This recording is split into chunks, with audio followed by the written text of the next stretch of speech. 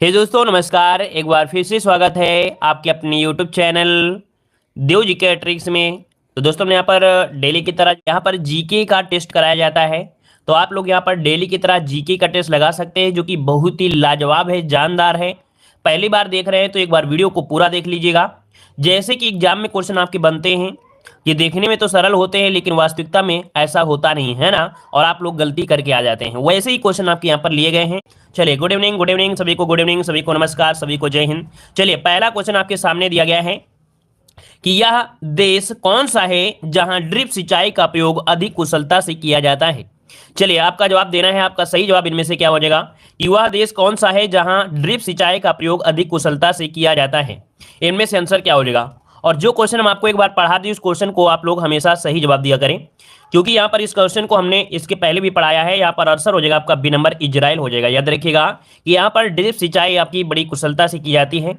इसमें क्या होता है, पानी क्या होता है, बूंद बूंद टपकता रहता है, और देखा जाए तो पानी का भी बचत होता है और फसल की भी उपज बहुत ही अच्छी होती है। ठीक है ना, क्लियर है। तो चलिए, इसका ऑप्शन हो जाएगा बी नंबर है। आगे बढ़ते हैं। क्वेश्चन आपसे अगला पूछा है कि लिच्छवी दौहित्र किसे कहते हैं। लिच्छवी दौहित्र किसे कहते हैं, जवाब दीजिएगा। चलिए, जय हिंद, जय हिंद, गुड इवनिंग, जय हिंद। चलिए बताइएगा कि लिच्छवी दौहित्र किसे कहते हैं। लिच्छवी दौहित्र किसे कहते हैं, यहाँ पर आपका जवाब क्या हो जाएगा। टू का ऑप्शन आ रहा है डी नंबर। देखिए, बिल्कुल सही जवाब है, डी हो जाएगा। समुद्रगुप्त को कहते थे लिच्छवी दौहित्र, जो कि ऑप्शन बनेगा आपका डी नंबर है, राइट हो जाएगा। याद रखिएगा, है ना। दौहित्र शब्द का अर्थ होता है लिच्छवी की बेटी, या कह सकते हैं बेटा से मतलब आपका होता है। ठीक है ना। एक पॉइंट आपसे पूछा गया है, पूछा जाता है कि नेपोलियन किसे कहा गया है ना। समुद्रगुप्त को नेपोलियन भी कहा गया है। अर्थात याद रखिएगा कि विसेंट स्मिथ एक आपके थे, इतिहासकार थे विसेंट स्मिथ। इसको नोट करिएगा, क्योंकि क्वेश्चन आपका पूछा गया है, तो आप याद रखिएगा विसेंट स्मिथ थे। इन्होंने समुद्रगुप्त को भारत का नेपोलियन कहा है। याद रखिएगा। अच्छा, ये बताइएगा कि समुद्रगुप्त के दरबारी कवि का नाम बताइए, अगर आप किसी को याद हो, या अगर ये आपको याद हो कि समुद्रगुप्त के दरबारी कवि, क्योंकि बहुत बार क्वेश्चन पूछा भी गया है। बताइए जल्दी से कि आपके इनके जो दरबारी कवि थे वो आपके कौन थे। चलिए, आपकी क्लास भी बहुत अच्छी होती है, बुक से काम पढ़ना पड़ता है। चलिए, इतना ही पढ़ते रहेंगे तो उद्धार होता रहेगा ना। देखिए, आपका जवाब हो जाएगा यहाँ पर कौन सा, तो आपके हो जाएगा हरिसेन, जो कि लगभग सभी का जवाब आ गया है। समुद्रगुप्त के दरबारी कवि का नाम था हरिसेन था। बहुत अच्छी प्रयास, अच्छा रहा है। अगला क्वेश्चन जवाब दीजिए। कह रहा है कि बुद्ध धम्म और संघ मिलकर कहलाते हैं। देखिए, इस क्वेश्चन को हमने कई बार आपको पढ़ाया भी है, और जैसे ही आप पूरे प्रैक्टिस सेट अगर सॉल्व कर लेते हैं तो समझो कि हर एक क्वेश्चन रट जाएंगे, है ना। हर एक क्वेश्चन रट जाएंगे। यहाँ पर देखिए, बुद्ध धम्म और संघ मिलकर जो कहलाते हैं, इन्हें क्या कहते हैं, तो आंसर हो जाएगा ए नंबर, त्रिरत्न होता है, त्रिरत्न कहते हैं। ऑप्शन बन जाएगा ए नंबर। आगे बढ़ते हैं। क्वेश्चन आपसे अगला पूछा गया है कि 1921 ईस्वी में नरेंद्र मंडल या चेंबर ऑफ प्रिंसेस किसके द्वारा आरंभ किया गया था। नरेंद्र मंडल या चेंबर ऑफ प्रिंसेस किसके द्वारा ये प्रारंभ किया गया। आपका आंसर क्या हो जाएगा, तो चलिए ऑप्शन हो जाएगा आपका यहाँ पर सी नंबर, ये आपके हैं ड्यूक ऑफ कर्नाट, है ना। ऑप्शन बनेगा यहाँ पर आपका C number, duke of Connaught के द्वारा ये आपका आरंभ किया गया था। ठीक है, चलिए आगे बढ़ते हैं। क्वेश्चन आपसे अगला पूछा गया है, क्या आपसे 44वें संविधान संशोधन के तौर पर विधिक अधिकार बन गया। यहाँ पर ये बताइएगा, जो 44वें संशोधन है, इसके अंतर्गत विधिक अधिकार बन गया था। कौन सा बन गया था, तो देखिए 44वें नंबर जैसे याद आता है तो आपका आंसर क्या होगा, संपत्ति का अधिकार जो आपका है वो आप कैसा अधिकार हो गया, विधिक अधिकार हो गया है। हमने आपको ये भी बताया था मॉडल पेपर में जब सॉल्व करा रहे थे कि जो आपका संपत्ति का अधिकार ये पहले स्वतंत्रता का अधिकार में हुआ करता था, अर्थात आपके आर्टिकल नंबर 19 की फर्स्ट में भी इसका उल्लेख था और आर्टिकल नंबर 31 में भी इसका उल्लेख था। लेकिन अब कहां पर है, अब इसको रखा गया है 300 के ए में इसे रखा गया है, जो कि एक ऐसा अधिकार हो गया है, विधिक अधिकार हो गया है। ऑप्शन बनेगा यहाँ पर आपका बी नंबर। ठीक है ना, क्लियर है। अच्छा, ये जो आपका अधिनियम आया था 44वां कब आया था, तो 1978 में अधिनियम आपका हुआ था। ठीक है, चलिए आगे बढ़ते हैं। क्वेश्चन आपसे अगला पूछा गया है, कह रहा है भारतवर्ष में ऊर्जा क्षेत्र में अक्षय ऊर्जा स्रोत का योगदान लगभग कितना है। ये बताइएगा, जो अक्षय ऊर्जा है, क्या जो अक्षय ऊर्जा है इसका योगदान जो आपका है वो कितना है। भाई वीडियो को भी लाइक करिएगा, है ना। जितने लोग जुड़ते हैं तो भाई वीडियो को लाइक शेयर करते रहेगा। जो कंटेंट हम आपको पैसे से प्रोवाइड करा रहे हैं वो हम आपको यूट्यूब में फ्री पढ़ा रहे हैं। हमारे ऐप में भी आपका इसका कह सकते हैं मिलेगा, लेकिन कुछ पैसे आपको पे करना पड़ेगा। तो अगर आप चाहेंगे तो 1 घंटे में पूरा रिवीजन कर सकते हैं। यूट्यूब में आपको हर एक वीडियो देखना पड़ेगा और अच्छी तरीके से समझना पड़ेगा ना। तो चाहे जहां से कर सकते हैं। अगर आप पैसे से लेंगे तो आपको यही पीडीएफ जो 36 पीडीएफ हैं मात्र आपको लगभग 33 से 34 रुपए में पड़ जाएंगे। तो हमारे ऐप से भी जुड़ सकते हैं और फास्ट रिवीजन कर सकते हैं। यूट्यूब में यहाँ पर आपको फ्री तैयारी कराई जा रही है, तो वीडियो को लाइक शेयर जरूर करिएगा। ठीक है, चलिए यहाँ पर बताना है क्वेश्चन आपका यहाँ पर सही जवाब क्या हो जाएगा। चलिए, भारत में ऊर्जा क्षेत्र में अच्छे ऊर्जा स्रोत का योगदान लगभग जो है वो आपका कितना है? देखिए काफी लोग जवाब दे रहे हैं यहाँ पर आपका 21%। चलिए काफी लोग दे रहे हैं बी नंबर। देखिए भाई इसका राइट आंसर जो आपका बनेगा, जो आपका अक्षय ऊर्जा है ना, जो अच्छा मतलब जो हमेशा चलती रहती है, तो अक्षय ऊर्जा जो आपकी होगी वो कितनी होगी? चलिए ऑप्शन यहाँ पर आपका राइट क्या हो जाएगा? चलिए एक मिनट, थोड़ा सा नेट थोड़ा स्लो चल रहा है। चलिए देखिए इसका राइट आंसर ए नंबर आपका हो जाएगा 21%। बिल्कुल सही आया है आपका, जो 21% आया है बिल्कुल सही जवाब आया है कि 21% आपका है आपका जो अक्षय ऊर्जा है। ठीक है, अगर क्वेश्चन ये पूछे कि थर्मल पावर प्लांट जो कि आपकी एनटीपीसी जैसे होती है, इनसे किससे होती है? जैसे कोयला से होती है, तो कोयला से लगभग आपकी 64% आपकी कोयला से हो जाती है। नाभिकीय ऊर्जा जो होती है उससे 2%, और हाइड्रो जो आपके होते हैं उससे आपकी लगभग 13% होता है। तो इसका ऑप्शन हो जाएगा ए नंबर। अगला क्वेश्चन आपसे यहाँ पर दिया गया है कि चैलेंजर गर्त का संबंध किस महासागर से है? बताइएगा। चैलेंजर गर्त आपने पढ़ा होगा है ना, चैलेंजर गर्त का जो संबंध है वो आपके किस महासागर से है? देखिए चैलेंजर गर्तों को हम लोग मैरियाना ट्रेंच भी कहते हैं, जो कि आपको पता है कि सबसे गहरा स्थान है कहाँ का? प्रशांत महासागर का सबसे गहरा स्थान जो है वो आपका चैलेंजर गर्त है, जो कि ऑप्शन यहाँ पर ए नंबर आपका राइट हो जाएगा। एक क्वेश्चन याद रखिएगा कि इस गर्त में पहुंचने वाली पहली जो महिला थी वो कैथी थी। कौन थी? कैथी इनका नाम था। इस गर्त में पहुंचने वाली पहली महिला थी कैथी सुलिवान। ठीक है, कैथी सुलिवान ये पहली महिला थी, तो इसको नोट कर लीजिएगा, स्क्रीनशॉट लीजिएगा। इस गर्त में जाने वाली ये पहली महिला थी। ठीक है, चलिए आगे बढ़ते हैं। क्वेश्चन आपसे अगला पूछा गया है, क्वेश्चन आ गया है वर्णा तथा मूसी किसकी सहायक नदी है? वर्णा तथा मूसी किसकी सहायक नदी है? यहां पर आंसर को लॉक करिएगा कि वर्णा और मूसी। तो देखिए भाई मूसी से आपको याद होगा कि जो मूसी है आपकी कृष्णा नदी की है। किसकी है भाई? वर्णा, मूसी, कोयना। कोयना भी आपने सुना होगा ना, तो कोयना भी आपकी किसका है? तो आपकी कृष्णा नदी की है। ऑप्शन हो जाए आपका बी नंबर राइट हो जाएगा, है ना। अगर देखा जाए तो प्रायद्वीपीय भारत की जो सबसे बड़ी नदी है वो आपकी गोदावरी नदी है, और सेकेंड नंबर की देखा जाए तो आपकी कृष्णा नदी है, जो कि लंबाई की दृष्टि से सेकेंड नंबर में इसका स्थान आता है। ये महाबलेश्वर से आपका इसका उद्गम होता है। ऑप्शन हो जाएगा बी नंबर। आगे बढ़ते हैं, क्वेश्चन आपसे अगला पूछा गया है कि ग्रेट सैंडी मरुस्थल किस देश में स्थित है? चलिए बताइएगा, ग्रेट सैंडी मरुस्थल है ये आपके किस देश में अवस्थित है? आपका आंसर इनमें से क्या हो जाएगा? चलिए ग्रेट सैंडी मरुस्थल है ये आपके कहां पर स्थित है? चलिए भाई इसका जवाब दीजिएगा। यहां पर आंसर आपका क्या हो जाएगा? चलिए काफी लोग जवाब दे रहे हैं ऑस्ट्रेलिया। तो देखिए जवाब आपका बिल्कुल सही है, ये आपके ऑस्ट्रेलिया में है। नोट कर लीजिएगा कि जो ग्रेट सैंडी मरुस्थल है, ग्रेट सैंडी जो मरुस्थल है वो आपके कहां पर है भाई? तो आपके ऑस्ट्रेलिया में है। नोट कर लीजिएगा ऑस्ट्रेलिया में। ऑस्ट्रेलिया में कई आपके मरुस्थल हैं, जैसे ग्रेट बैक्टीरिया मरुस्थल, तनामी मरुस्थल, गिब्सन मरुस्थल, सिम्पसन मरुस्थल, ये आपके कहां पर है? ऑस्ट्रेलिया में है। ऑप्शन बनेगा आपका यहाँ पर डी नंबर हो जाएगा। ठीक है, आगे बढ़ते हैं। क्वेश्चन आपसे अगला पूछा गया है कि काली मिट्टी का विस्तार भारत के किस राज्य में सर्वाधिक अधिक है? चलिए बताइएगा, काली मिट्टी का जो विस्तार है वो सर्वाधिक आपके कहां पर है? चलिए काली मिट्टी का विस्तार आपके याद रखिए महाराष्ट्र में है। ठीक है, कहां पर है? महाराष्ट्र में। हमने आपको बताया था कि याद करने का एक तरीका होता है कि एक लोनार झील है। कौन सी भाई? लोनार झील कहां पर है? तो आपके महाराष्ट्र में है। कहा जाता है कि ये क्रेटर झील है, अर्थात ये कह सकते हैं ज्वालामुखी या उल्का पिंड से निर्मित हुई झील है। अब कोई ज्वालामुखी हो गया, क्रेटर होगा, तो उससे क्या होगा? मिट्टी काली हो जाती है। तो इससे आपको याद रहेगा कि अगर काली मिट्टी की जो है वो आपकी कहां पर? महाराष्ट्र में है। ठीक है, याद रहेगा। काली मिट्टी किसके लिए होती है? तो कपास के लिए सबसे उपयुक्त मानी जाती है, जो कि आपकी काली मिट्टी होती है। ठीक है, चलिए आगे बढ़ते हैं। क्वेश्चन आपसे अगला पूछा गया है कि भारत का प्रधानमंत्री है, भारत का जो प्रधानमंत्री होता है, बताइएगा कि यहां पर आपका चयनित होता है या निर्वाचित होता है या मनोनीत होता है या नियुक्त होता है? जवाब दीजिए। इसका आंसर आप लोग क्या जवाब देने का प्रयास करेंगे? इसका जो आंसर बनेगा क्या हो जाएगा कि भारत का जो प्रधानमंत्री होता है वो चयनित होता है, निर्वाचित होता है, मनोनीत होता है या नियुक्त होता है? चलिए यहां पर कह रहे हैं नियुक्त होता है। बहुत अच्छी बात है, काफी लोग सी भी दे रहे हैं, काफी लोग यहां पर। चलिए डी नंबर आ रहे हैं, सी नंबर। देखिए भाई यहाँ पर ये बताइए, मनोनीत मतलब होता है जैसे मान लीजिए अगर 20 लोग आपके हैं, अब 20 लोगों में एक एक्स्ट्रा होता है तो उसको उठाकर लगते हैं तब 21 हो जाते हैं। मतलब एक जो हो गया उसको बोलेंगे मनोनीत, है ना। क्या बोलेंगे? मनोनीत। लेकिन होता क्या है कि आपको पता है जैसे आपके मोदी जी हैं, मोदी जी कौन सी विधानसभा से लड़ाई की चुनाव लड़े थे?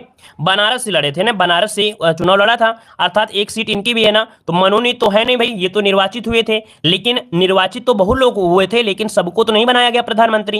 भाई सबको तो प्रधानमंत्री नहीं बनाया गया है ना, सबको तो नहीं बनाया गया। इसका मतलब ये निर्वाचित में भी नहीं आएंगे। चयन तो चयन भी नहीं होगा, यहाँ पर होगा नियुक्त होता है। अब नियुक्त का परिभाषा कैसे बनेगा भाई? नियुक्त का अगर हम देखा जाए थोड़ा स्पीड बढ़ाएं, थोड़ा सा समझते हुए चलिए, स्पीड बढ़ाने को तो हम हवा कर देंगे।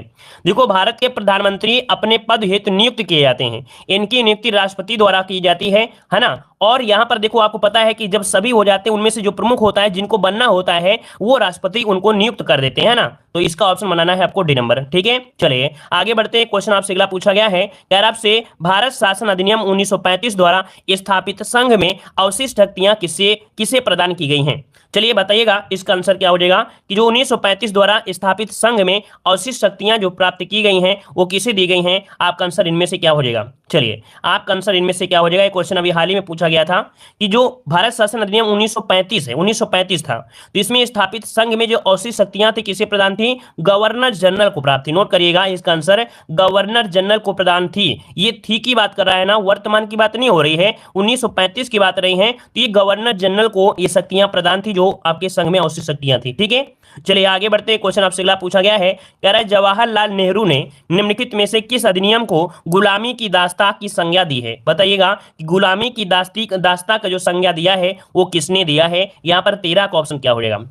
चलिए, तो जवाहरलाल नेहरू ने कहा था भारत शासन अधिनियम 1935 के अधिनियम को गुलामी की दास्तां कहा था, याद रखिएगा, है ना। और यहीं पर आपके जो थे आपके मदन मोहन मालवीय, है ना, मदन मोहन मालवीय जो आपके थे, इन्होंने इसे कहा था, इस अधिनियम को अंदर से खोखला बताया था। मदन मोहन मालवीय ने इस अधिनियम को अंदर से खोखला बताया था। तो ऑप्शन हो जाएगा आपका सी नंबर। ठीक है, आगे बढ़ते। क्वेश्चन आपसे अगला पूछा गया है कि संविधान के निर्माण के लिए संगठित संविधान सभा का प्रतीक चिन्ह क्या था। चलिए बताइएगा, संविधान के निर्माण के लिए गठित संविधान सभा का जो प्रतीक चिन्ह था वो क्या था। कितने लोगों को पता है यहाँ पर इस क्वेश्चन का राइट आंसर क्या हो जाएगा। चलिए भाई, संविधान निर्माण के लिए जो गठित संविधान सभा थी, इसका प्रतीक चिन्ह जो आपका था क्या था। चलिए, गुलाब, कमल, हाथी या तिरंगा। सही जवाब क्या हो जाएगा। चलिए, कमल इसका जवाब आ रहा है, कमल आ रहा है। चलिए, बहुत अच्छे, वेरी गुड। और प्रयास करिए, कह रहे हैं गुलाब भी आ रहा है। काफी लोग यहाँ पर दे रहे हैं, ये नंबर दे रहे हैं। चलिए बताइएगा भाई, यहाँ पर संविधान के निर्माण के लिए गठित संविधान सभा का प्रतीक चिन्ह क्या था।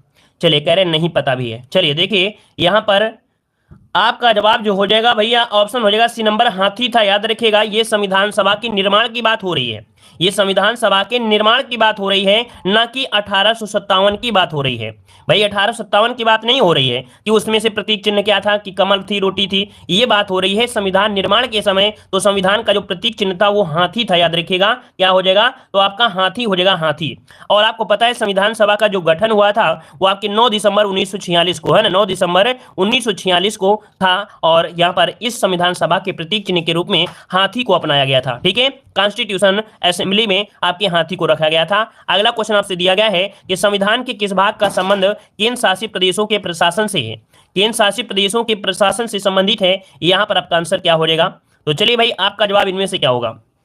तो देखिए, केंद्र शासित प्रदेशों के प्रशासन से है, तो ये हो जाएगा भाग जो आपका कौन सा है, 5, 3, 8, अर्थात ऑप्शन बनेगा यहाँ पर डी नंबर राइट हो जाएगा। ठीक है ना। एक पॉइंट आपसे पूछा जाता है, जो आपका भाग 4 है, ये क्या है, तो आपके राज्य के नीति निर्देशक तत्वों से संबंधित है, जो आपका भाग 4 है, जो कि बहुत बार एग्जाम में क्वेश्चन पूछा जा चुका है। इसका जो संबंध होगा, आंसर होगा, वो आपका डी हो जाएगा। आगे बढ़ते क्वेश्चन आपसे अगला पूछा गया है कि वन्य जीव का संरक्षण निम्नलिखित में से किसके अंतर्गत आता है। अर्थात वन्य जीव का संरक्षण करना है, ये किसके अंतर्गत आपका आता है, जवाब दीजिएगा। आपका सही जवाब क्या हो जाएगा। अर्थात ये कैसा कर्तव्य है, तो याद रखिएगा कि आपका मौलिक कर्तव्य भी है और आपका मौलिक अधिकार भी दिया गया है। ठीक है, मतलब ऑप्शन हो जाएगा, सॉरी माफ करिए, मौलिक अधिकार में नहीं है, ये मौलिक कर्तव्य में आपको दिया गया है और आपके राज्य के नीति निर्देशक में दिया गया है। मतलब ऑप्शन जो आपका डी दिया है वो आपका हो जाएगा। मतलब कैसे, मतलब वन्य जीव की सुरक्षा का जो वर्णन है वो मौलिक कर्तव्य में भी दिया गया है, नीति निर्देशक में दिया गया है, जिसका उल्लेख मिलता है अनुच्छेद 51 के का में, है ना। क्या मिलता है, अनुच्छेद 51 के का में इसका आपका वर्णन मिलता है। वन्य जीव अधिनियम कब आया था, तो आपके 1972 में जीवों की रक्षा और संरक्षण के लिए पारित किया गया था। तो इसका जो आंसर होगा आपका डी हो जाएगा, का और गा दोनों हो जाएगा। ठीक है, चलिए आगे बढ़ते हैं। क्वेश्चन आपसे दिया गया है, भाई मौलिक अधिकार क्यों नहीं कह सकते हैं। मान लो अगर किसी जीव के आप लोग नहीं रक्षा करते हैं तो आपको वो थोड़ा हो जाता है ना। भाई अगर मान लीजिए कोई जीव है, उसकी रक्षा नहीं कर पा रहे हैं तो आपको सजा थोड़ा हो जा रही है। तो ये कर्तव्य आपका बनता है और आपको अपना कर्तव्य निभाना चाहिए, है ना। तो इसलिए ऑप्शन आपका डी हो गया। अगला क्वेश्चन आपसे दिया गया है कि भारत के किस राष्ट्रपति को दार्शनिक राजा कहा जाता है। ये बताइए कौन सा ऐसा राजा है, ऐसा कौन सा आपका राष्ट्रपति रहे हैं जिन्हें भारत का दार्शनिक राजा के नाम से जाना जाता है। आपका जवाब इनमें से क्या हो जाएगा। चलिए आंसर आ रहा है डी नंबर। देखिए बिल्कुल सही है, डी हो जाएगा। सी नंबर नहीं होगा भाई, सॉरी यहाँ पर सी होगा या डी होगा भाई, सी नंबर। यहाँ पर डॉक्टर राधाकृष्णन बिल्कुल सही जवाब है, सी नंबर ही होगा। कि डॉक्टर एम राधाकृष्णन आपके हैं, इनको भारत का दार्शनिक राजा कहा जाता है, याद रखिएगा, है ना। ये भारत के द्वितीय राष्ट्रपति भी थे, है ना, द्वितीय राष्ट्रपति थे, याद रखिए। इन्होंने क्या किया था, धर्मशास्त्र, क्या धर्मशास्त्र और दर्शन शास्त्र के विद्वान थे, इसलिए इन्होंने दार्शनिक राजा के नाम से भी जाना गया है इन्हें, ठीक है ना। तो ऑप्शन बन जाए आपका सी नंबर। इन्होंने अपना सारा जीवन अपना देखा जाए तो आपकी एक टीचर के रूप में इन्होंने निभाया था, ठीक है। आगे बढ़ते हैं, क्वेश्चन आपसे अगला पूछा गया है, तरफ से भारतीय संविधान के किस अनुच्छेद में पंचायती राज संस्था का प्रावधान है। वेरी वेरी आईएमपी क्वेश्चन है, जो कि आपको पता है, यहां से क्वेश्चन, यहां से जो एग्जाम में क्वेश्चन है वो बनता ही बनता है। तो चलिए आपका आंसर इनमें से क्या हो जाएगा।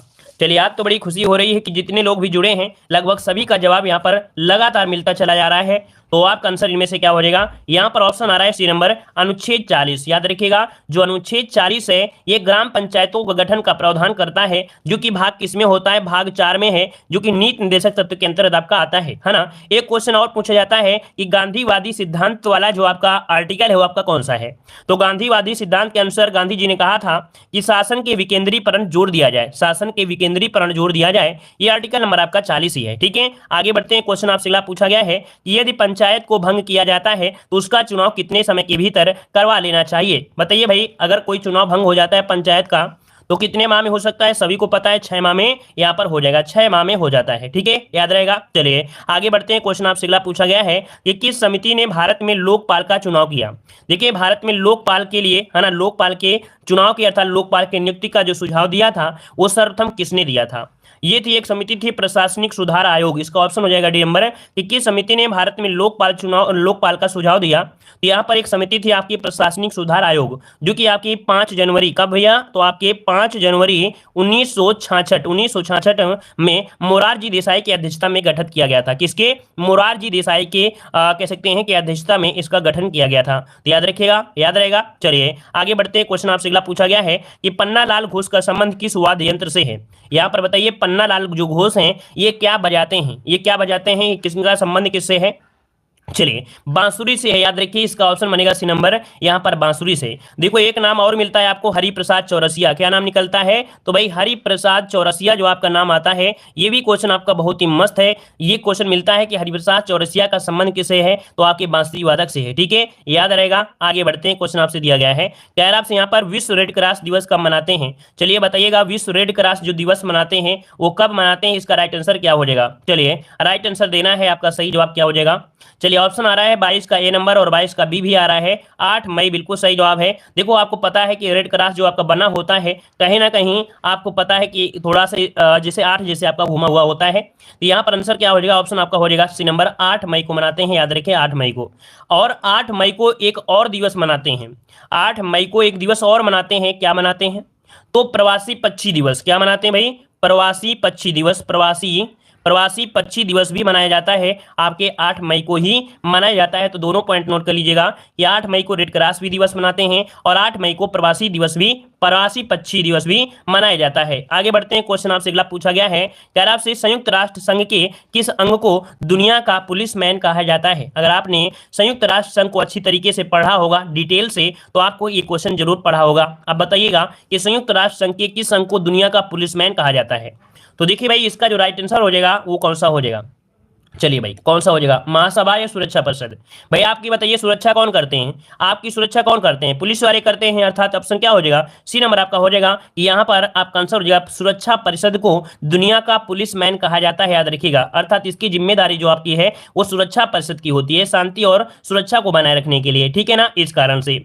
और एक क्वेश्चन और पूछा जाता है कि जो संयुक्त राष्ट्र संघ का लोगो है ना, ये जो आपका पूरा वर्ड है इसको घेरे हुए हैं 2 पत्तियां, है ना, इसको घेरे हुए हैं आपकी 2 पत्तियां, जो कि उस प्रकार से देखा जाए तो पत्तियां इस प्रकार से आपकी उसमें दी गई हैं।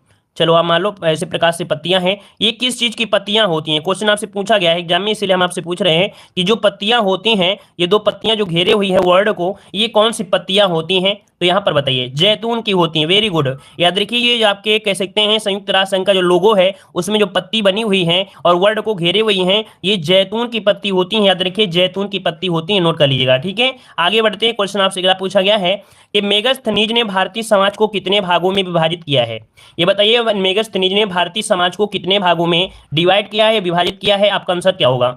चलिए आपका जवाब हो जाएगा, नोट कर लीजिएगा, सी नंबर 7 भागों में। कितने भागों में? 7 भागों में। जैसे दार्शनिक हो गया, किसान हो गया, अहिर, कारीगर, सैनिक, निरीक्षक और सभासद। तो ये 7 प्रकार के यहाँ पर हैं जो समाज बांटा गया है मेगस्थनीज के अनुसार। ऑप्शन हो जाएगा सी नंबर। आगे बढ़ते, क्वेश्चन आपसे दिया गया है कि स्वामी विवेकानंद द्वारा बेलूर मठ की स्थापना कब की गई थी? स्वामी विवेकानंद के द्वारा बेलूर मठ की स्थापना जो की गई वो आपकी कब की गई थी? इसका आंसर दीजिएगा। चलिए आपका जवाब सही क्या हो जाएगा? चलिए यहां पर देखिए आपका जवाब इनमें से आ रहा है आपका बेलूर मठ। चलिए आपका जवाब हो जाएगा यहाँ पर ए नंबर। देखिए जिसका जवाब आ रहा है कौन सा? ए नंबर आ रहा है। 1897 में बेलूर मठ की स्थापना की गई थी, स्वामी विवेकानंद के द्वारा की गई थी। ठीक है ना? चलिए, और यहां पर एक पॉइंट होता है कि 1896 में की स्थापना हुई थी रामकृष्ण मिशन की। किसकी? रामकृष्ण मिशन की जो स्थापना हुई थी, रामकृष्ण मिशन की जो स्थापना हुई थी वो आपकी हुई थी कब? तो आपके याद रखिएगा कि आपके 1896 में की गई थी। ठीक है। अच्छा, कुछ हम आपको क्वेश्चन देते हैं जिनको अब आपको सॉल्व करना है। ये बताइए आत्मीय सभा के, देखिए कुछ हम आपको देते हैं। जैसे आपका होता है आत्मीय सभा के जो संस्थापक थे कौन थे? आत्मीय सभा के जो संस्थापक थे वो आपके कौन थे? वेद समाज के संस्थापक पूछा जाता है, वेद समाज के, है ना। शारदा सदन पूछा जाता है, शारदा सदन के, शारदा सदन की पूछा जाता है, और विश्व भारती के। तो याद रखिएगा यहाँ पर जो आत्मीय सभा के, है ना, याद रखिए क्वेश्चन सभी पूछे जाते हैं कि आत्मीय सभा के जो आपके हैं वो आपके हैं राजा राम मोहन राय। ठीक है ना। वेद समाज के हैं आपके केशव चंद्र सेन, वेद समाज के केशव चंद्र सेन।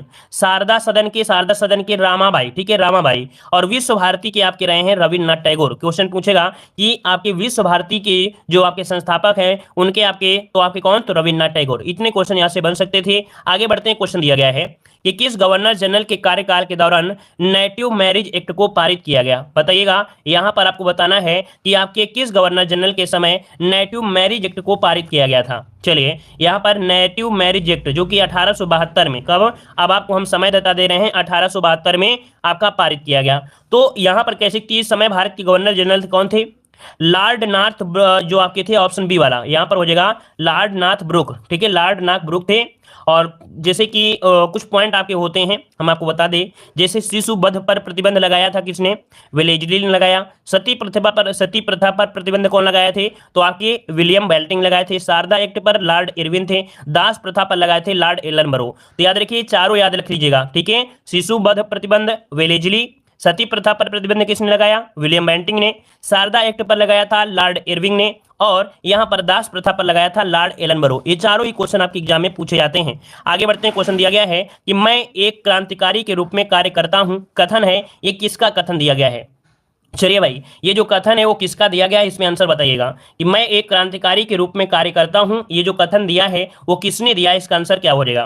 तो आपका जवाब हो जाएगा जवाहरलाल नेहरू। नोट कर लीजिएगा, इसका आंसर हो जाएगा सी नंबर, जवाहरलाल नेहरू इसका राइट आंसर हो जाएगा। ठीक है, आगे बढ़ते हैं, क्वेश्चन आपसे अगला पूछा गया है। यहाँ पर देखिए अगला क्वेश्चन दिया है कि विजयनगर साम्राज्य पर शासन करने वाले शासकों का क्रम जो आपका है कौन सा है? तो देखिए विजयनगर साम्राज्य में जो शासन किया था सबसे पहले आया था संगम वंश, संगम वंश के बाद सुलु वंश, सुलु वंश के बाद आपका तुलु वंश, तुलु वंश के बाद अरावीड। ये आपके क्रम से आए थे, याद रखिएगा। अगर देखा जाए तो विजयनगर के शासक में जो कृष्णदेव राय थे वो सबसे प्रसिद्ध राजा हुए थे, है ना, जिनका संबंध था आपका तुलु वंश से थे। जो आपके कौन थे? कृष्णराय देव थे, कृष्णराव देव थे, उनका जो संबंध था वो तुलु वंश था, याद रखिएगा। ठीक है, याद रहेगा। संगम वंश की स्थापना अगर बात करें कि विजयनगर साम्राज्य की स्थापना किया था वो कब की गई थी? तो 1336 में। कब भैया? 1336 में स्थापना किया था। किसने किया था? हरिहर और बुक्का दो नामक दो भाइयों ने किया था। ठीक है, आगे बढ़ते, क्वेश्चन आपसे अगला पूछा गया है। यहां पर क्वेश्चन आ गया है कि निम्नलिखित में से किस मुगल शासक ने हिंदू मंदिरों को तोड़ने का आदेश दिया था?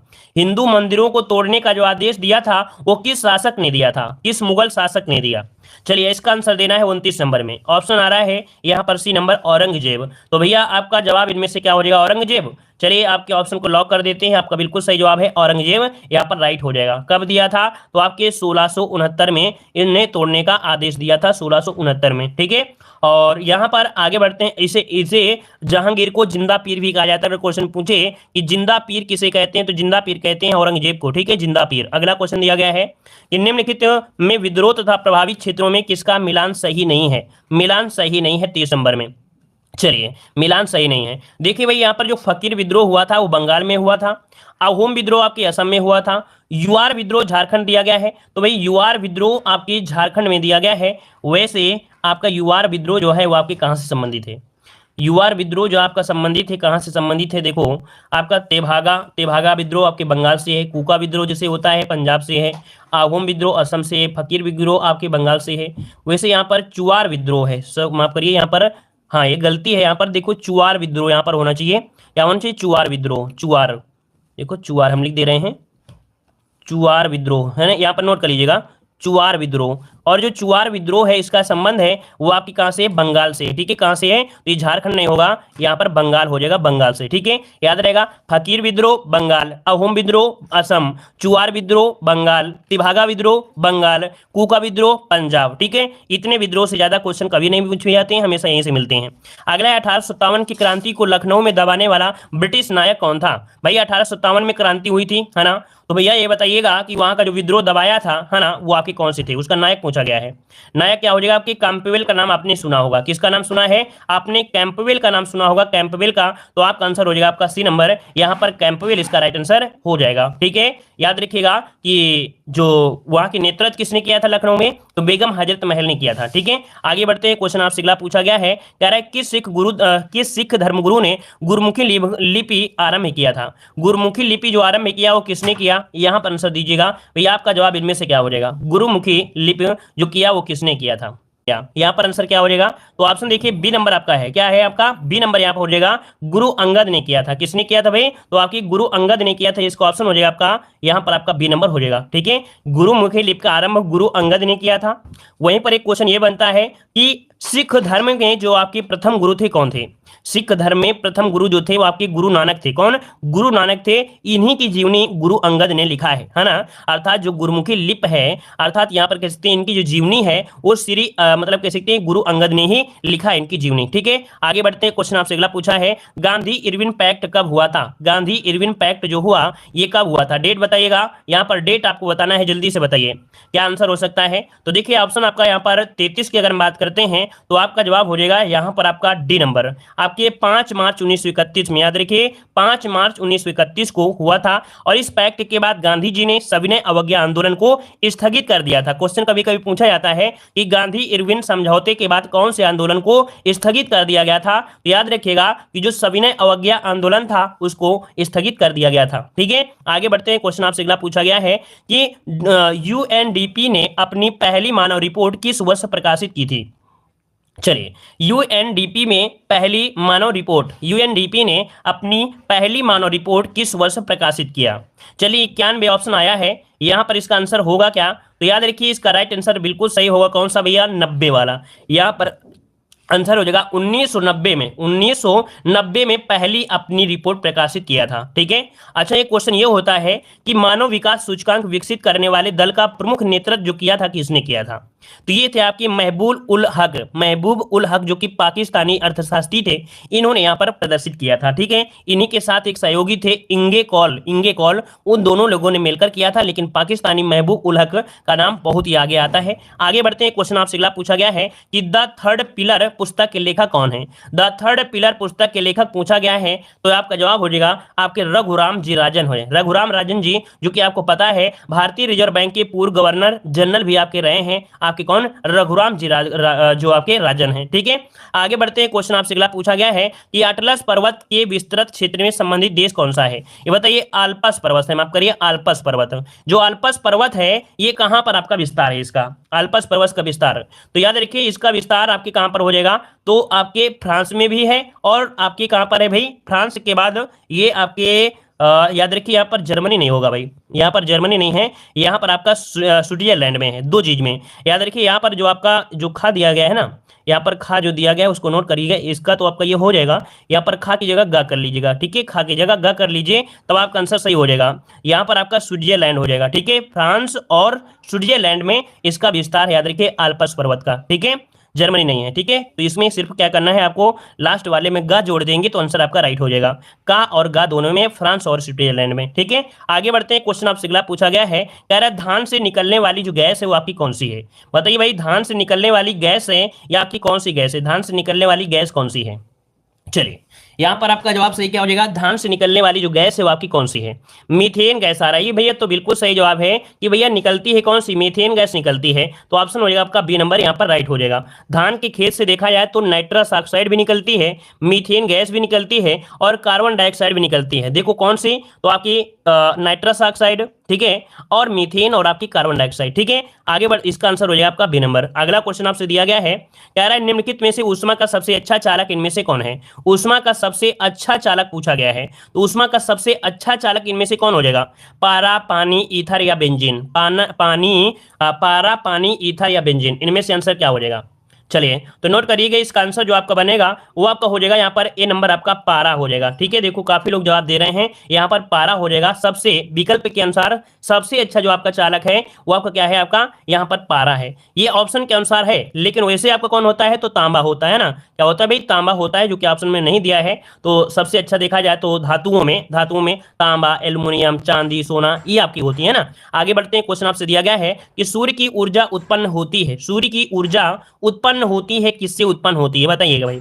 सूर्य की ऊर्जा अर्थात सूर्य में है, तो सूर्य का जो निर्माण हुआ है कैसे हुआ है, अर्थात सूर्य में कौन सी गैसें होती हैं, तो भैया यहाँ पर हाइड्रोजन और हीलियम होती हैं। क्या होता है भाई, हाइड्रोजन और आपका हीलियम होती हैं, इनमें से आपका होता है, इनमें से क्रिया होती है क्या, इनमें से क्रिया होती है नाभिकीय संलयन। तो ऑप्शन हो जाएगा आपका B number, sorry C number हो जाएगा, नाभिकीय संलयन होगा। अच्छा ये बताइए कि हीलियम और हाइड्रोजन में सबसे ज्यादा मात्रा किसकी होती है, हाइड्रोजन और हीलियम में सबसे ज्यादा मात्रा होती किसकी है, तो सबसे ज्यादा मात्रा होती है किसकी, जो गैस हल्की होती है, हाइड्रोजन हल्की होती है, इसकी मात्रा 71% है। कितनी, 71% मात्रा है आपके सूर्य में किसकी, हाइड्रोजन की, और हीलियम की लगभग आपकी ये 26%। ठीक है, हीलियम की है 26%, और इन्हीं से नाभिकीय की संलयन की क्रिया होती है। तो ऑप्शन बनेगा यहाँ पर आपका सी नंबर। आगे बढ़ते हैं, क्वेश्चन दिया गया है कि दूध उदाहरण है, दूध उदाहरण है। देखो हम डेली क्लास आपको 7 बजे चलाते हैं, अगर इस सीरीज को कंटिन्यू रखेंगे तो समझो आपको जीके कंप्लीट हो जाएगी। हमने बताया है कि 36 प्रैक्टिस सेटअप हमें करवाना है, और ये 36 अगर आपने कर लिया तो समझे आप बिल्कुल तरीके से राजा हो जाओगे। बोलते ना राजा बाबू, तेल काजल लगा लो तो राजा बाबू हो जाते हो, वैसे अगर 36 में लगा लोगे तो राजा बाबू हो जाओगे। बताइए दूध जो उदाहरण है किसका है, विलियन का है, फेन का है, वायोलिन का है, या पायस का है, किसका हो जाएगा। चलिए इसका राइट आंसर क्या हो जाएगा, तो ऑप्शन हो जाएगा आपका डी नंबर, जो कि बिल्कुल सही जवाब है आपका पायस हो जाएगा। किसका हो जाएगा, पायस का होता है, पायस का होता है। ठीक है, पायस को हम लोग इंग्लिश में जानते हैं इमेल्सन, क्या बोल देते हैं, आपने पढ़ा होगा इमेल्सन, पढ़ा होगा इमेल्सन, है ना, मतलब 2 या 2 से अधिक अमिश्रणित तरल पदार्थों का बना एक क्या होता है, ये मिश्रण होता है। ऑप्शन हो जाएगा आपका डी नंबर। आगे बढ़ते हैं, क्वेश्चन दिया गया है कि एक्वा रेजिया निम्नलिखित में से किससे मिलकर बना है। आपको बताया गया होगा कि एक्वा रेजिया जिसमें सोना घुल जाता है, भाई आपका ऐसा ये पदार्थ है जिसमें सोना तुरंत घुल जाता है। ठीक है, तो एक्वा रेजिया जो मिलकर तैयार होता है अर्थात बनता है, वो किससे मिलकर बनता है, खतरनाक आपका केमिकल होता है HCl और आपका HNO3, इन दोनों को मिलाते हैं, अर्थात यहाँ पर जो हाइड्रोक्लोरिक अम्ल है और नाइट्रिक एसिड है, इन दोनों को मिलाते हैं तो एक्वा रेजिया बनता है, जिसमें से सोना क्या होता है, घुल जाता है। याद रखिए घुल जाता है। ठीक है, चलिए आगे बढ़ते हैं, क्वेश्चन आपसे अगला पूछा गया है, कह रहे शक्ति का मात्रक होता है, शक्ति का मात्रक होता है, यहां पर आंसर देना है। शक्ति का मात्रक क्या हो जाएगा, तो शक्तिमान वाट लगा देता है, अर्थात आपका आंसर क्या हो जाएगा, यहां पर वाट हो जाएगा। क्या हो जाएगा भाई, वाट होता है, याद रखिएगा शक्ति का मात्रक वाट होता है। या हम लोग ये बोल सकते हैं, यहाँ पर क्या बोल सकते हैं, जूल प्रति सेकेंड, क्या बोल सकते हैं, जूल प्रति सेकेंड भी बोल सकते हैं, याद रखिएगा। ठीक है, चलिए यहाँ पर आगे बढ़ते हैं, क्वेश्चन आपसे दिया गया है कि बल का व्यंजक न्यूटन के किस गति के नियम से प्राप्त होता है। बताइएगा बल का जो व्यंजन है, क्या बल का जो व्यंजक है न्यूटन के किस गति से प्राप्त होता है। न्यूटन का गति नियम नंबर आपका 2, ऑप्शन बनेगा बी नंबर, गति का जो द्वितीय नियम है इसे प्राप्त होता है बल का, न्यूटन का जो गति नियम होता है, ऑप्शन बनेगा आपका बी नंबर। होता क्या है कि जब किसी वस्तु पर बाह्य बल लगाया जाता है तो उस बल की दिशा में उत्पन्न त्वरण आरोपित बल के समानुपाती एवं द्रव्यमान के व्युत्क्रांतिपाती हो जाता है, अर्थात बल का व्यंजन न्यूटन के दूसरे नियम से ही निकलता है। ऑप्शन बनेगा आपका बी नंबर हो जाएगा। आगे बढ़ते हैं, क्वेश्चन आपसे अगला पूछा गया है कि डायनोमो एक युक्ति है जो परिवर्तित करती है। साथियों इस क्वेश्चन को जवाब आप सभी लोग दोगे, है ना, गलत मत करिएगा कि जो डायनोमो होता है ये कैसी युक्ति होती है, इसका परिवर्तन किसमें कर देता है। कितने लोग इस प्रश्न का सही जवाब देने वाले हैं, चलिए भाई, आपका जवाब इनमें से क्या हो जाएगा? पसंद भी आ रहा है तो वीडियो को भी लाइक शेयर करते चलिए साथ साथ में। देखिए आपका जवाब आ रहा है यहाँ पर सी नंबर। चलिए बहुत अच्छे, लगभग सभी का जवाब आया। हमने बताया था कि जो ट्रैक्टर होता है उसमें बिजली तो नहीं बनती है, लेकिन बनती कैसे है? उसमें लगा होता है डायनमो, और डायनमो से जब यांत्रिक ऊर्जा करती है तो आपका वैद्युत ऊर्जा होती है, जिससे ट्रैक्टर आपका स्टार्ट हो जाती है। मतलब यांत्रिक ऊर्जा से वैद्युत ऊर्जा, ऑप्शन हो जाएगा सी नंबर। आगे बढ़ते हैं, क्वेश्चन आपसे अगला पूछा गया है कि दूध का आपेक्षिक घनत्व किससे मापा जाता है? दूध का आपेक्षिक घनत्व जो मापा जाता है किससे मापते हैं? चलिए, हमने बताया था दूध का नाम जब कभी भी मिल जाए, जब भी कभी दूध का नाम मिल जाए तो उसमें एक शब्द मिला होता है लैक्टो। क्या होता है? लैक्टो होगा। चाहे वो दूध से बनी हुई, चाहे बर्फी हो, दूध से बनी हुई कोई चीज हो, उसमें से एक शब्द मिलेगा, लैक्टो ही मिलेगा। तो याद रखिए लैक्टो कहां पर है? ऑप्शन आपका सी दिया गया है। लैक्टोमीटर से उसका घनत्व नापा जाता है, याद रखिएगा। ठीक है, आगे बढ़ते हैं। क्वेश्चन आपसे अगला पूछा गया है कि निम्नलिखित में से कौन पारिस्थितिकी तंत्र का अजैविक घटक नहीं है? देखो यहां पर क्या दिया है? अजैविक घटक नहीं है, अजैविक घटक नहीं है। तो देखिए भाई, यहां पर प्रकाश, जल, मिट्टी तो है, लेकिन यहां पर जो जीव है ना, ये अजैविक घटक नहीं है भाई। यहां पर आंसर हो जाएगा क्या? ए नंबर आपका जीव हो जाएगा। मतलब ये कह सकते हैं कि पारिस्थितिकी तंत्र में जो जैविक घटक होते हैं, है ना, अजैविक घटक दो प्रकार से होंगे, जैविक घटक और आपके अजैविक घटक। तो जिसमें जैविक घटक होते हैं उन बोलते हैं जैसे मिट्टी, जल, वायु, प्रकाश, ताप ये होते हैं। जो आपकी जीविक घटक के अंतर्गत जैसे आपका पेड़ पौधे, जीव जंतु ऐसे होते हैं। ठीक है, आगे बढ़िए, क्वेश्चन दिया गया है। यहां पर क्वेश्चन आ गया है, क्वेश्चन नंबर अगला, निम्नलिखित में से कौन सही नहीं है? चलिए भाई, एक क्वेश्चन और भी दिया है, इसमें से सही नहीं है। कह रहे टमाटर में लाल रंग होने के कारण होता है लाइकोपीन। जिनको बिल्कुल सही जवाब दिया है कि लाइकोपीन होता है। पपीते के पीले रंग का कारण होता है सोलिनिन, दिया है सोलिनिन। सेब के लाल रंग होने के कारण होता है एंथ्रोसाइनिन, है ना। लाल मिर्च के लाल होने के कारण होता है कैप्सेसिन, तो ये भी सही दिया गया है। अगर प्याज में लाल रंग होता तो हम लोग एंथ्रोसाइनिन कह देते, ये भी सही है। टमाटर में लाल भी सही है, लेकिन यहां पर दिया है पपीते के पीले रंग का कारण कह रहा है सोलिनिन होता है। सोलिनिन नहीं होता भाई, सोलिनिन होता है जो आपके आलू में होता है, अर्थात जो बैंगन होता है, वो बैंगन जो होता है उस प्रजाति का होता है सोलिनिन का। तो यहां पर होता क्या है भाई? जो पपीता होता है पीला हो जाता है किसी कारण, तो कह सकते हैं कि कैरिका पपाया। क्या होता है? कैरिका पपाया जो होता है इसकी वजह से होता है। ठीक है, मतलब कह सकते हैं पपीता का वानस्पतिक नाम होता है कैरिका पपाया। इसमें से पाया जाता है आपका क्या? आपका विटामिन ए आपका पाया जाता है। तो याद रखिए, जैसे आपका पीलापन होता है, कैरोटीन जैसे होते हैं उनकी वजह से होता है। मतलब यहां पर ऑप्शन बी नंबर आपका गलत दिया गया था। आगे बढ़ते हैं, क्वेश्चन आपसे दिया गया है, निम्नलिखित में से कौन सा कण रक्त में नहीं पाया जाता है? ये बताइए, आपके जो रक्त है अर्थात आपकी बॉडी में जो कण है रक्त में नहीं पाया जाता है, कौन सा? लाल रक्त कण, श्वेत रक्त कण, बिंबाणु या थ्रोम्बिन, इनमें से क्या हो जाएगा? चलिए, अच्छा क्वेश्चन ये भी है, इसको जवाब दीजिएगा कि कौन सा नहीं पाया जाता है। तो ऑप्शन आ रहा है यहाँ पर सी नंबर। देखिए भाई, इसका जो आपका आंसर होगा वो आपका सी नहीं होगा, यहाँ पर हो जाएगा थ्रोम्बिन होता है। याद रखिए कि निम्नलिखित में से कौन सा कण रक्त में नहीं पाया जाता है? तो देखिए, लाल रक्त क्यों मिलता है, श्वेत मिलता है, बिंबाणु मिलता है, लेकिन ये जो थ्रोम्बिन है, थ्रोम्बिन एक प्लाज्मा होता है। क्या? थ्रोम्बिन एक होता है प्लाज्मा होता है, प्लाज्मा होता है। नोट करिए कि जो थ्रोम्बिन होता है एक प्रकार का प्लाज्मा होता है। ठीक है ना, ये रक्त के जमने में उपयोगी होता है। क्या? ये रक्त के जमने में उपयोगी होता है, इसके साथ मिक्स नहीं होता है ना। तो यहाँ पर आंसर क्या हो जाएगा? थ्रोम्बिन, जो कि एक प्रकार का क्या होता है? प्लाज्मा होता है। अगला क्वेश्चन जवाब दीजिएगा। क्वेश्चन आपसे अगला पूछा गया है, द्वितीय गोलमेज सम्मेलन आयोजन कब हुआ था? देखो ऐसे ऐसे क्वेश्चन है जिनको आप लोग सोचते हो कि ये सही है, लेकिन एग्जाम में क्या होते हैं, गलती करके आते हैं, बाद में लगता है कि हाँ ये हमसे गलती हो गई थी। ऐसे ही क्वेश्चन रखे हैं। चलिए, द्वितीय गोलमेज सम्मेलन का आयोजन जो किया गया था ये कब किया गया था? यहां पर आंसर क्या हो जाएगा? चलिए, अभी देखो तृतीय हमने आपको पढ़ाया था 32 में, अब आपसे पूछा है द्वितीय गोलमेज सम्मेलन, तो यहां पर आंसर क्या हो जाएगा? तो द्वितीय गोलमेज सम्मेलन का आयोजन किया गया था 31 में ही, लेकिन डेट याद रखिएगा 7 सितंबर 1931 को किया गया था। ठीक है, और इस सम्मेलन में कांग्रेस ने भी भाग लिया था, है ना। और यह सम्मेलन एक सांप्रदायिक समस्या विवाद के कारण भी क्या रहा था, एक प्रकार से असफल भी हो गया था। तो इस प्रकार से ऑप्शन क्या हो जाएगा? ए नंबर। अच्छा, इसमें भाग किसने लिया था? तो गांधी जी ने इस सम्मेलन में भाग भी लिया था, अर्थात द्वितीय गोलमेज सम्मेलन में गांधी जी ने भाग भी लिया था। ठीक है, अच्छा अगला क्वेश्चन यहाँ पर दिया गया है कि 1942 में राजेंद्र प्रसाद को गिरफ्तार कर किस जेल में रखा गया था?